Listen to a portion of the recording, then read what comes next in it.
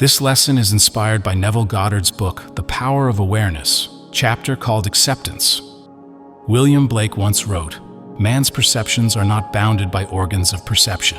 He perceives more than sense, though ever so acute, can discover."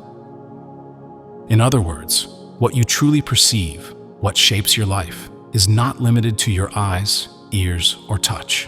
However much you believe yourself to be living in a purely material world, you are, in truth, living in a world of imagination.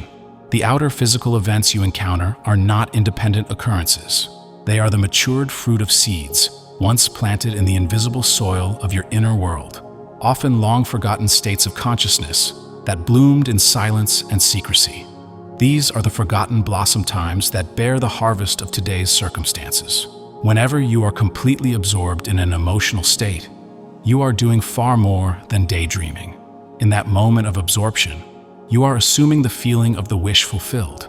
If you persist in that feeling, holding it as if it were your reality, you will inevitably meet its reflection in your outer world. For these deep moments of emotional engagement are not idle fantasy. They are acts of creation. They are the beginnings of everything you will later call experience. In such moments, you exercise the only true creative power there is. You step, for an instant, into a world not yet visible, yet so vivid that when you return to the physical scene, it feels strangely out of place. You may even experience a shock, a reversal of your trust in the senses, wondering, as Keats did, was it a vision or a waking dream? This shift in awareness changes the flow of time in your experience. Instead of the present being shaped solely by your remembered past, it becomes shaped by your imagined future. You find yourself moving naturally across a bridge of incidents, each step bringing you closer to the physical realization of the state you once only felt within. The one who can, at will, assume whatever state they desire has found the keys to the kingdom of heaven.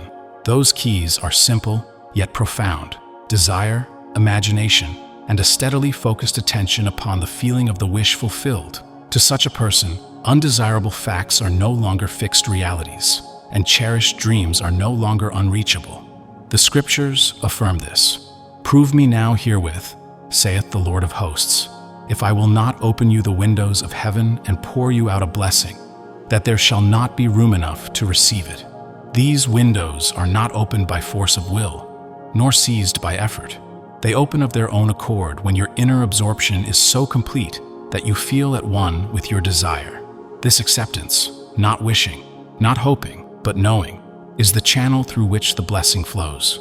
There is no gap between the so-called real and unreal.